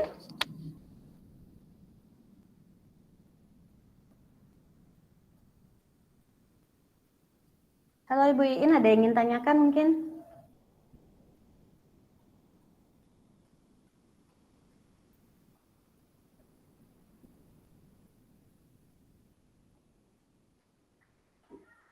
Oke, Bapak Ibu sekalian. Oke, Niwen Krisna Dewi. Oke, silahkan Ibu Krisna. Terima kasih atas waktunya. Saya ingin bertanya, ini tentunya kedua materi ini sangat menginspirasi ya, Pak Dwi itu tentang gamifikasi dan Pak Faris selaku tentang praktik baik menggunakan VR ya. Dan itu sangat menginspirasi saya. Pertanyaan saya untuk Pak Dwi ya, karena kita sama-sama setting, kita ngajar Bapak di SMA, kami di SMK. Pak, selama mengajar dengan metode gamifikasi, tolong berikan saya tips dan trik bagaimana ketika siswa itu istilahnya merasa dia itu, kan biasanya tidak semua orang punya kuota biasanya kalau game itu ya, biar tidak merasa tertinggal saja Pak gitu, bagaimana gitu. Dan untuk Pak Faris tentunya VR ini sangat baru untuk saya. Saya ingin bertanya apa kira-kira kesulitan Bapak selama menggunakan VR sebagai metode pembelajaran Bapak. Terima kasih Bapak. Baik, terima kasih Bu Krisna atas pertanyaannya. Langsung saja nih Bapak Ibu sekalian, sekarang sudah ada 2 penanya. Yang pertama dari Bu Hani Milanti dan yang kedua dari Bu Krisna. Pertanyaan yang pertama dari Bu Milanti adalah apakah metode yang digunakan Pak Faris itu aman atau enggak untuk siswa SD ya? Mengingat alat yang dibeli itu termasuk masih tergolong murah. Kemudian yang kedua dari Bu Krisna, pertanyaannya adalah untuk Bapak Dwi, bagaimana tips dan trik untuk mengejar gamifikasi? Karena mengingat tidak semua siswa memiliki kuota. Kemudian untuk Pak Faris, mungkin tadi ditanyakan bagaimana kendalanya ya Bapak ya ketika pelaksanaan dengan metode yang Bapak sampaikan tadi. Baik, untuk yang pertama saya berikan waktu kepada Bapak Dwi Juliarta untuk menjawab pertanyaan dari Ibu Krisna. Saya persilakan Bapak. Baik, terima kasih Bu Febri atas kesempatannya. Terima kasih Bu Krisna dari pertanyaannya. Ini sebenarnya juga saya alami Ibu. Jadi di awal memang kalau kita memulai dalam pembelajaran berbasis games atau yang Ibu tadi sebutkan bahwa kuota dan jaringan siswa itu juga akan sangat mempengaruhi di awal ya, efektivitas pembelajarannya.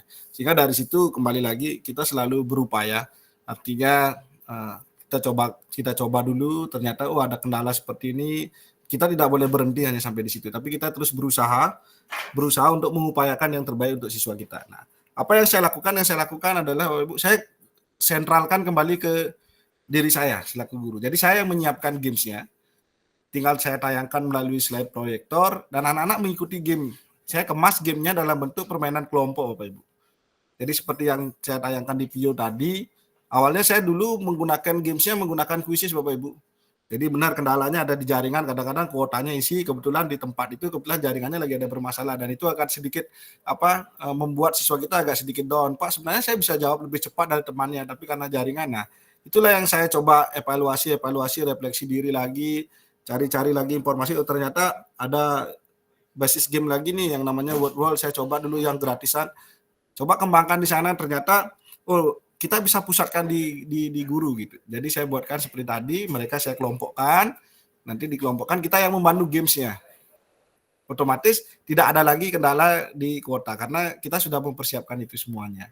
Itu yang pertama. Yang kedua, saya juga membuat sebuah games yang mengadopsi sebenarnya dari program sekolah. Jadi di sekolah kita ada namanya Morning Get Talent. Jadi siswa diajak untuk morning talent show itu diajak siswa untuk mengembangkan bakat yang mereka miliki atau kemampuan yang mereka miliki. Nah itu saya juga terapkan di kelas Bapak Ibu. Kalau jujur saya seorang guru fisika yang tidak mahir dalam memanfaatkan ice breaking, tetapi saya manfaatkan kemampuan dan bakat yang dimiliki oleh peserta didik itulah sebagai ice breaking di kelas Bapak Ibu. Jadi dalam permainan games, saya biasanya di akhir sebelum pelajaran berakhir, siapapun tim yang kalah, yang memperoleh nilai yang paling kecil, jadi saya akan berikan sebuah permainan lagi sekali, dan terakhir siapa yang mendapatkan kesempatan, dia tugasnya adalah menghibur teman-temannya di depan kelas Bapak Ibu, dengan menunjukkan bakat dan potensi yang dia miliki, karena kita yakin anak itu lahir ke dunia ini pasti memiliki bakat. Kadang-kadang mereka belum menyadari bakat yang mereka miliki. Perlu ada dorongan dari luar, dari eksternal, contohnya dari kita di guru. Ternyata dari sini saya bisa melihat, ternyata di kelas ini ada penyanyi bakatnya. Jadi saya bisa tawarkan nih di Morning Talent Show. Jadi dia sudah punya panggung kecil awalnya di kelas, sudah berani tampil di hadapan 36 orang temannya termasuk gurunya. Selanjutnya bisa kita ajak mereka ke panggung yang lebih besar yang ada difasilitasi oleh sekolah. Jadi ada sebuah campur tangan kita 1% dalam mengembangkan potensi dan bakat yang siswa itu kita miliki seperti itu. Jadi itu salah satu trik yang memacu bagaimana anak itu termotivasi untuk melakukan kegiatan dalam bentuk pembelajaran dalam bentuk games. Nah, ternyata efeknya juga muncul Bapak Ibu. Yang dulunya kita mungkin Bapak Ibu guru sering mengalami kesulitan kalau meminta anak itu untuk mau belajar dan membaca. Dengan adanya games-games kecil yang seperti ini Bapak Ibu, mau tidak mau anak itu sudah menyadari konsekuensi kalau kita tidak belajar, maka kita tidak bisa mengikuti game ini dengan baik. Ya, dulu saya punya pengalaman Bapak Ibu, ada siswa yang setiap pembelajaran saya pasti bawa gitar Bapak Ibu. Karena dia merasa bahwa saya pasti akan berada di posisi bawah dan saya akan memainkan gitar saya sebagai bakat yang saya miliki. Ternyata sekali dua kali dia berpikiran seperti itu, tapi setelah itu saya melakukan pendekatan personal kepada yang bersangkutan. Saya motivasi. Temanmu bisa, kamu pasti bisa. Caranya bagaimana? Kamu harus mulai membuka diri, mau belajar. Kamu boleh bertemu dengan saya kapanpun untuk mempertanyakan masalah pembelajaran, kesulitan belajar yang kamu hadapi. Ternyata dia dekati saya, dia ngobrol dengan saya di sesi-sesi jam istirahat, belajar. Ternyata apa Bapak Ibu? Di pertemuan berikutnya, dia merasa bangga, kepuasan dirinya bahwa akhirnya Pak, saya tidak menunjukkan bakat lagi dan saya bisa berada di atas. Jadi kebanggaan saya berhasil memotivasi siswa itu juga menjadi sebuah kebahagiaan buat saya Bapak Ibu.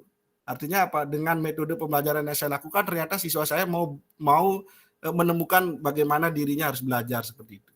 Kembali lagi, guru tidak bisa memaksakan siswa harus belajar seperti A dan B, mengikuti cara kita belajar, tidak. Tapi kita memberikan opsi-opsi, sehingga siswa itulah yang memilih sendiri dan mengembangkan bakatnya seperti itu. Jadi melalui kalau kuota, jaringan, kita bisa atasi dengan penyiapan diri lagi kepada guru itu sendiri. Terima kasih Bu Febri, mungkin itu yang bisa saya berikan komentarnya. Baik, terima kasih Pak Dwi atas tanggapannya. Bagaimana dengan Bu Krisna? Sudah? Apa mungkin ada yang ingin ditanyakan kembali Bu Krisna? Sudah sangat menginspirasi ya jawabannya. Terima kasih Pak Dwi. Oke Pak Dwi, sebelumnya terima kasih ya Pak Dwi. Oke, kita lanjutkan pada pertanyaan kedua dari Ibu Hani. Pak Faris, silakan Pak Faris ditanggapi untuk pertanyaan Bu Hani dan Bu Krisna ya, sekalian ya, dua ya. Ya, silakan Pak Faris. Baik, terima kasih Bu Febri. Mohon izin Bu Hani Nilanti dari SD Pangkal Pinang Ibu ya? Betul Pak. Betul Pak Faris. Wah, luar biasa. Kita bisa bertemu Bu di ruang maya ini ya.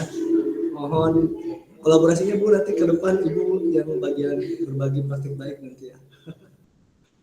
Oke, baik. Pertanyaannya tadi, apakah saya terapkan ini di SMK atau di SMA? Apakah ini bisa juga diterapkan di siswa SD? Gitu? Dan apakah berbahaya? Seperti itu ya tadi pertanyaannya ya. Oke. Ya, baik. Jawabannya sangat bisa sekali, Bapak Ibu. Ya, karena ini pun udah pernah saya gunakan ketika EduFest ya di Bali ini, di Kelungkung ada pameran pendidikan. Waktu itu kami membuka stand VR. Nah itu justru yang banyak antri itu juga anak-anak SD itu semua. Mereka lebih bersemangat ya, betul. Karena penasarannya lebih tinggi mungkin ya. Rasa penasarannya lebih tinggi. Terus juga kan ada tahapan konkret, abstrak itu ya kalau tidak salah tuh. Nah anak SD itu malah dia cenderung ke arah konkret kan. Nah ini justru lebih sesuai Bapak Ibu. Ya, jadi dengan VR ini lebih reality, lebih real gitu. Jadi siswa itu tidak hanya dijelaskan dengan bayang-bayang saja. Bagaimana terjadinya pertempuran Ambarawa, bagaimana misalnya di Surabaya seperti itu. Nah itu nanti kita bisa memperlihatkan di VR itu seperti itu. Nah untuk meminimalisir resiko, memang ada yang bilang katanya bahaya karena bisa cedera katanya. Ya, kalau pakai VR. Nah itu kita bisa tentunya ada SOP-nya ya. Kita pertama harus di ruangan yang luas Bapak Ibu ya, bisa di lapangan seperti itu. Terus juga kalau pakai VR jangan terlalu lama juga kan ya. Kalau terlalu lama nanti pusing. Lebih dari 20 menit sekarang 15 menit lah. Gimana? Oke. Itu Bu Hani ya. Jadi sangat bisa jawabannya. Mungkin tidak, semoga tidak puas. Ya, terima kasih Pak Faris. Nanti saya coba terapkan terhadap anak-anak yang ada di sini, Pak Faris. Baik, terima kasih Pak Faris dan Bu Hani. Mungkin pertanyaan kedua dari Bu Krisna Pak Faris, belum terjawab. Ya, baik. Terima kasih Bu Febri. Untuk Bu Krisna tadi pertanyaannya apakah ada kesulitan dalam melaksanakan pembelajaran dengan berbantuan media VR ini ya? Kesulitan memang ada ya, terutama di dalam perangkat beberapa HP itu ternyata tidak support waktu saya minta anak-anak untuk install itu. Nah itu mungkin karena keterbatasan itu, nah kita bisa atasi dari tadi ya jawabannya Pak Dwi juga ya. Jadi kita bisa tampilkan di di layar seperti itu ya. Atau kita bisa pakai HP temannya gitu ya, untuk masuk ke gamenya itu, masuk ke lingkungan belajarnya. Kita bisa atasi seperti itu ya. Jadi seperti itu. Nah, karena kan pembelajaran diferensiasi ini bukan semata-mata teknologi aja ya mungkin ya, karena banyak juga cara kita bisa juga menggunakan hal-hal sederhana, misalnya temennya sharing sebelum pembelajaran mengenai minatnya, sehingga dengan sharingnya itu dia terpenuhi kebutuhan akan perhatiannya dia, sehingga dia lebih semangat belajar. Itu pun termasuk pembelajaran diferensiasi yang saya pahami itu. Jadi tidak harus teknologi terus, tapi ini salah satu upaya. Setidaknya kita sudah berupaya, ini salah satu upaya kami itu ya. Semoga tidak puas, sekali lagi nanti kita bisa kolaborasi ke depan. Terima kasih. Baik, terima kasih Pak Faris. Bagaimana dengan Bu Hani? Bu Kris. Maaf, sorry Bu Krisna. Halo, Ibu Krisna. Halo. Ya, bagaimana Bu Krisna? Ada yang ingin ditanyakan kembali atau mungkin merasa kurang puas atas jawabannya Bapak Faris? Sudah sih. Dan oh ya, lagi satu pertanyaannya Pak Faris, apa mungkin ada linknya Pak Faris, ada melibatkan jaringan internet yang menggunakan VR ya Pak Faris? Itu aja sih Pak Faris. Oke, bisa kirim. Oke, bisa.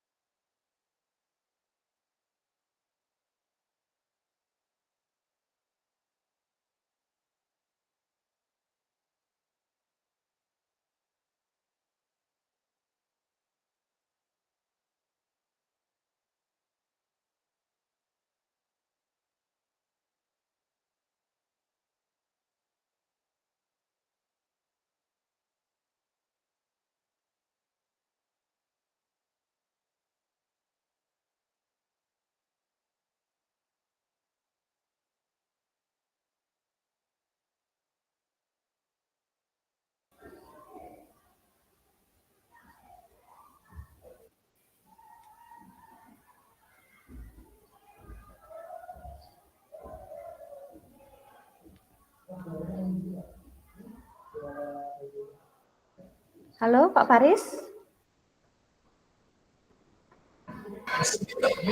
Oh ya, ini saya share linknya Ibu yang di atas itu untuk perangkat. Maaf Pak Faris, suaranya dubbing. Oke, udah jelas? Kan dari kita kan. Yang laptop, untuk di laptop kita bisa install aplikasinya, nanti kita bisa masukkan sesuai materi kita. Atau Zoom di HP bisa, itu yang Play Store ya. Kalau untuk viewernya, untuk melihat di HP.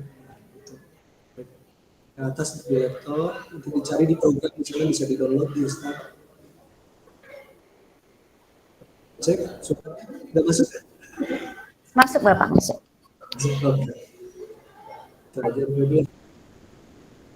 Oke. Sudah Pak Faris? Sudah. Ya. Oh iya, baik. Terima kasih Bapak Faris.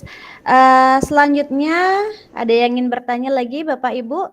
Oke, ini dari Ibu Fatmawati ya, Ibu atau Bapak Fatmawati Ibu ya. Baik, silakan Ibu Fatmawati, dipersilakan. Halo Ibu Fatmawati.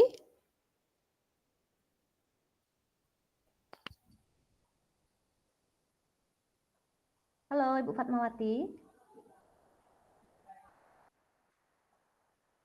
Oke, sambil menunggu Ibu Fatmawati, Bapak Dwi. Jadi ini ada sedikit titipan pertanyaan nih dari grup Telegram. Tadi ada mereka sangat terinspirasi ya Bapak Dwi dengan apa yang sudah Bapak Dwi laksanakan di sekolah, apalagi dengan pelajaran fisika ya. Pelajaran yang tentunya itu mungkin menurut siswa sangat susah ya Pak, berhitungan dengan angka dan lain sebagainya. Nah, Bapak Dwi sudah sangat berhasil menerapkan pembelajaran berdiferensiasi di situ. Nah, ketika penerapan pembelajaran berdiferensiasi tersebut, tentunya kita akan melihat atau kita akan menemukan berbagai macam bakat siswa, Bapak. Pasti tidak hanya satu bakat ya. Nah, setelah Bapak menemukan bakat tersebut, tadi Bapak menyampaikan menyalurkan bakat siswa tersebut dengan mereka tampil di sekolah dan lain sebagainya. Kira-kira bisa diceritakan ya Bapak ya, bagaimana kolaborasi yang Bapak lakukan di sekolah sehingga siswa tersebut mampu mengembangkan minat dan bakatnya dari hasil pembelajaran berdiferensiasi yang Bapak lakukan di sekolah. Mungkin itu Bapak. Terima kasih. Baik, terima kasih Bu Febri. Jadi seperti ini Bu Febri. Kebetulan di sekolah kan kita memiliki sebuah program yang namanya Morning Talent Show. Jadi Morning Talent Show itu dilaksanakan setiap hari Selasa, Rabu, dan Kamis. Jadi Selasa itu untuk yang berbahasa Indonesia, Rabu itu adalah untuk yang berbahasa asing, dan Kamis itu menggunakan bahasa daerah, yaitu bahasa Bali. Jadi atau yang biasa kita kenal dengan Urespati Dulu Guna. Nah, dalam kegiatan Morning Talent Show itu diberikan kebebasan kepada peserta didik untuk menampilkan apa saja yang bisa mereka tampilkan. Jadi itu adalah basisnya berbasis kelas, Bapak Ibu. Nah, jadi setelah berbasis kelas, nah di pembelajaran saya turunkan jadi sebuah skup yang lebih kecil. Jadi kadang-kadang anak-anak itu memiliki bakat, memiliki potensi, tetapi malu untuk menampilkannya. Dan melalui pembelajaran yang saya ciptakan, melalui game itu, dan terakhir saya minta anak-anak siapapun yang memiliki skor yang kecil atau skor yang terendah, bukan bentuk hukuman, tapi konsekuensi Bapak Ibu. Saya menghilangkan hukuman di sini, tapi saya membuatkan sebuah konsekuensi. Tujuan saya adalah saya ingin merangsang peserta didik atau murid saya untuk mau belajar gitu. Jangan sampai pelajaran seperti tadi Bu Febri bilang, fisika sudah sulit, gurunya menyeramkan, itu akan menjadi sebuah permasalahan yang berlipat-lipat gitu. Mari kita buat fisika yang mungkin kesannya adalah sulit, tapi dengan pembuatan pembelajaran yang lebih menyenangkan, anak itu bisa tertarik, dan saya mendapatkan hasilnya seperti itu Bapak Ibu. Dengan pernyataan, Bapak ternyata hari ini saya mengerti dengan pelajaran Bapak hari ini saya senang sekali dengan kegiatan pembelajarannya, dan minggu depan kita games lagi Pak. Itu jadi sebuah suntikan motivasi buat saya Bapak Ibu. Nah, terkait dengan bakat sekali lagi, sekecil apapun bakatnya saya tinggal sampaikan kebetulan yang mengelola kegiatan Morning Talent Show itu adalah OSIS Bapak Ibu. Jadi saya tinggal sampaikan ke anak-anak OSIS di kelas 10 ini ternyata ada yang pinter gini loh. Termasuk juga kadang-kadang kan setiap informasi lomba itu pasti di-share di grup guru. Nah kebetulan saya membaca mungkin ada sesuatu bakat yang dimiliki oleh peserta didik saya, ternyata ada lomba. Saya bisa tawarkan kepada pembinanya. Bapak Ibu di kelas ini ada loh siswa yang mahir seperti ini, ada loh siswa yang memiliki kemampuan berpuisi misalkan, bermain gitar solo misalkan. Dan itu yang saya tawarkan, sehingga guru pembinanya lah yang akan menghubungi anak itu untuk mulai mengasah bakatnya kembali. Jadi seperti itu bentuk kolaborasi yang saya lakukan, Febri.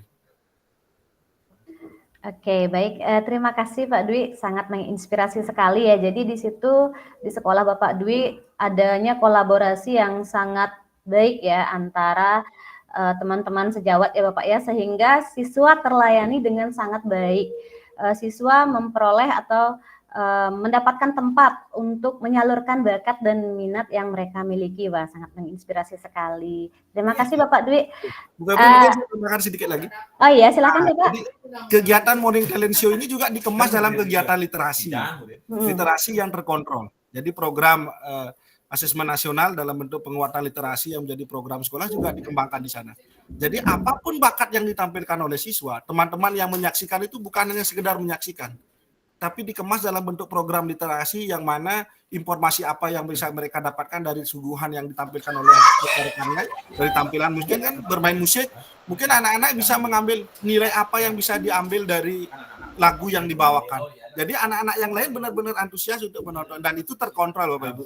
Jadi kita punya tim gerakan literasi sekolah, dia akan menyebarkan Google Form yang menggali informasi apa yang mereka dapatkan dari sajian yang disampaikan oleh teman-temannya. Dan itulah yang menjadi feedback kembali.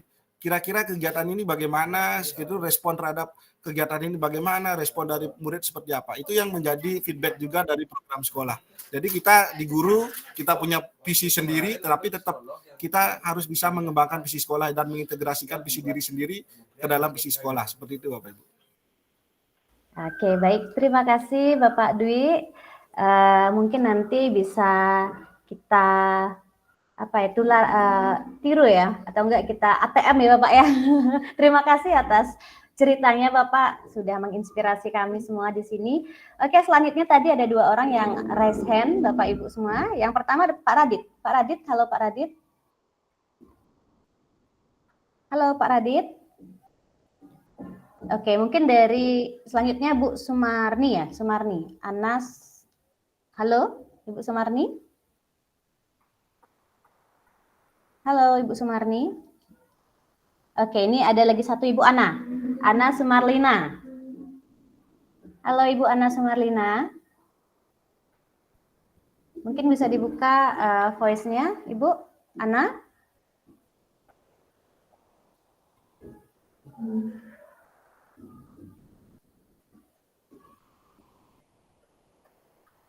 Bapak Ibu sekalian, ada yang ingin ditanyakan kembali? Narasumber kita hari ini dua-duanya sangat menginspirasi ya. Bagaimana mereka menerapkan pembelajaran diferensiasi di sekolah masing-masing sehingga memberikan pengalaman belajar yang sangat menarik bagi siswa-siswi yang mereka bina. Sehingga sangat diharapkan sekali siswa tentunya dapat mengembangkan minat dan bakat yang mereka miliki. Tidak hanya mereka belajar, tapi mereka juga dapat pengalaman yang sangat berguna dan mereka ingat. Bahkan nanti hingga mereka tua ya, Bapak ya, Pak Dwi ya, biasanya ya kalau sesuatu yang berbeda pasti akan sangat diingat. Kalau saya dulu zamannya SMA, kalau dapat sesuatu yang berbeda dan tentunya itu saya suka, saya masih ingat sampai sekarang gitu. Oke, ini ada Ana Sumarlina atau Ana, Bu Ana? Halo? Selanjutnya nih Komang. Halo Bu Komang, ada Bu Komang juga lagi satu, raise hand. Bu Ana, halo.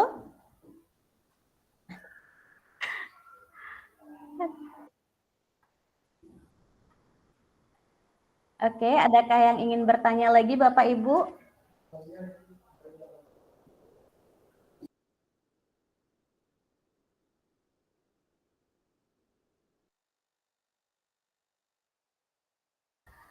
Halo Ibu Ana Sumarlina dan halo Ibu Ana. Bu Maria, ini ada Bu Maria juga, raise hand. Halo, Bu Maria Magdalena ya. Halo.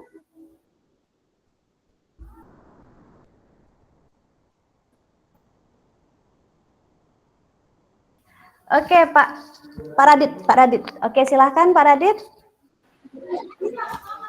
Oke, terima kasih atas kesempatannya. Saya ingin bertanya pada Pak Dwi nih. Jadi pelajaran fisika itu kan ada praktek-prakteknya Pak. Kebetulan saya ngajar farmasi itu ada prakteknya. Terus kelasnya juga gemuk-gemuk Pak. Gemuk-gemuk. Jadi untuk bisa menerapkan pembelajaran yang berdiferensiasi itu bagaimana caranya, tips dan triknya untuk mengakomodir Pak supaya semuanya bisa terpantau, terus melakukan praktek sesuai dengan materi yang diharapkan. Jadi saya pengen tahu tuh bagaimana sih cara untuk berdiferensiasi prosesnya Pak. Kalau punya produk kan bisa menghasilkan produk yang lain, tapi untuk prosesnya biar bisa memantau seperti apa Pak Dwi. Terima kasih. Baik, terima kasih Pak Ide Bagus Gede Agung Raditya. Silakan Bapak Dwi, mungkin langsung saja ditanggapi pertanyaan dari Pak Radit nih ya Pak. Silakan Bapak. Oke, terima kasih Bu Febri dan Pak Ide Bagus. Terima kasih atas pertanyaan. Ini pertanyaannya menarik sekali. Nah, jadi dalam mengakomodir pembelajaran, terutama pada kelas yang gemuk, kita di fisika biasanya melaksanakan praktikum. Jadi seperti yang saya jelaskan di awal tadi, bahwa saya melaksanakan praktikum itu menggunakan LKPD. Dan LKPD itu sudah saya berikan jauh hari sebelum melaksanakan praktikum. Dan yang mesti Bapak Ibu ingat bahwa dalam pembentukan kelompok, yang membentuk kelompok itu adalah dari guru Bapak Ibu. Karena kita sudah memiliki peta awal bagaimana kemampuan, pemahaman yang dimiliki oleh siswa, dari situlah dasar kita dalam membentuk kelompok. Kita buat kelompok seminimal mungkin Bapak Ibu. Tujuannya adalah memaksimalkan komunikasi yang terjadi dalam antar individu di setiap kelompok itu. Nah, dalam pemantauan kegiatan pelaksanaan praktikum yang saya lakukan di kelas, saya melaksanakan praktikumnya seperti yang saya sampaikan tadi, saya menggunakan kadang-kadang saya menggunakan virtual lab melalui pet laboratory, kadang juga saya menggunakan alatnya langsung disesuaikan dengan materi pelajaran yang kita ingin lakukan praktikum seperti itu Bapak Ibu. Jadi kuncinya adalah di LKPD yang kita susun atau bahan ajar yang kita susun, kita harus sudah sampaikan jauh-jauh hari kepada siswa, sehingga siswa memiliki kesempatan untuk belajar mandiri, dan pada saat kita melaksanakan prosesnya seperti tadi, mereka melaksanakan praktikum, mereka mengerjakan laporan praktikum sesuai dengan bagaimana minat mereka. Selanjutnya, bagaimana proses berikutnya adalah pada saat presentasi, saya memberikan kesempatan yang seluas-luasnya kepada setiap individu untuk melakukan diskusi. Saya sengaja memaksa, kalau dibilang memaksa enggak sih, meminta dan mengimbau kepada siswa untuk selalu memberikan umpan balik apa yang disampaikan oleh rekannya. Terakhir, baru kita fungsi guru sebagai penguat konsep saja.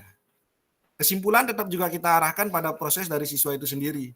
Terakhir kita hanya menguatkan konsep-konsep apa yang kita ajarkan seperti itu.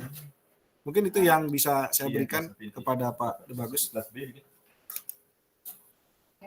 Baik, terima kasih Pak Dwi atas tanggapannya. Bagaimana Pak Ide Bagus? Halo? Oke, Pak Ide Bagus sudah memberikan jempolnya, artinya sudah ya Bapak Dwi ya? Sudah Bu. Oh sudah, oke. Terima kasih Bapak. Baik Bapak Ibu peserta webinar sekalian, karena waktu sudah 2 jam ya kita mengikuti atau bersama kegiatan webinar kali ini. Rasanya tidak terasa nih waktunya karena materinya sangat menginspirasi dan narasumbernya juga sangat-sangat ya menginspirasi sekali bagi kita semua di sini. Tidak terasa waktunya sudah 2 jam ya Bapak Ibu ya. Nah, sekarang kita telah sampai pada penghujung acara webinar kita hari ini. Namun sebelumnya saya ingin Bapak Ibu untuk membuka kamera, open kamera semua karena kita akan melakukan sesi dokumentasi. Ya, mohon Bapak Ibu untuk open kamera. Oke. Oke, kita dokumentasi ya. Saya hitung 1, 2, 3. Oke. Terima kasih Bapak Ibu sekalian. Semoga materi yang disampaikan tadi oleh kedua narasumber kita dapat memberikan inspirasi dan motivasi bagi kita semua untuk selalu berupaya serta berinovasi sehingga kita sebagai pendidik dapat memahami kondisi peserta didik. Meskipun kita tidak bisa melakukan banyak hal bagi mereka, tapi kita bisa berusaha untuk membantu mereka sehingga mereka mampu berkembang secara optimal. Baik Bapak Ibu sekalian, sebagai penutup mari kita sama-sama merefleksikan apa yang telah kita dapatkan hari ini dan merefleksikan apa sih yang berkesan yang Bapak Ibu dapatkan pada pertemuan hari ini dan kita dapat terapkan pada sekolah masing-masing. Tentunya disesuaikan dengan kondisi sekolah kita ya Bapak Ibu, ya jangan dipaksa. Nanti kalau dipaksa kita stres dan pusing sendiri Bapak Ibu. Oke, hadirin sekalian yang saya hormati, demikianlah acara webinar kita pada hari ini.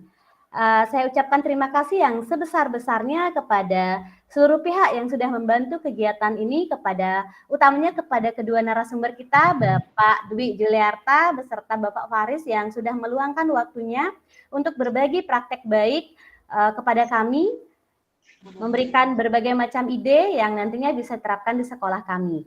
Demikian penutupan webinar hari ini.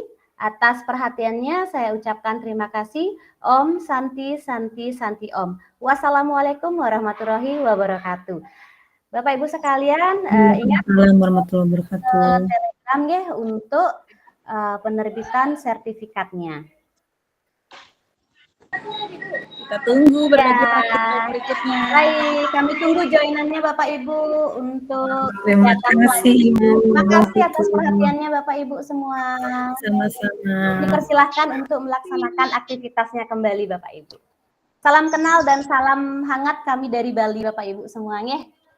Salam kenal.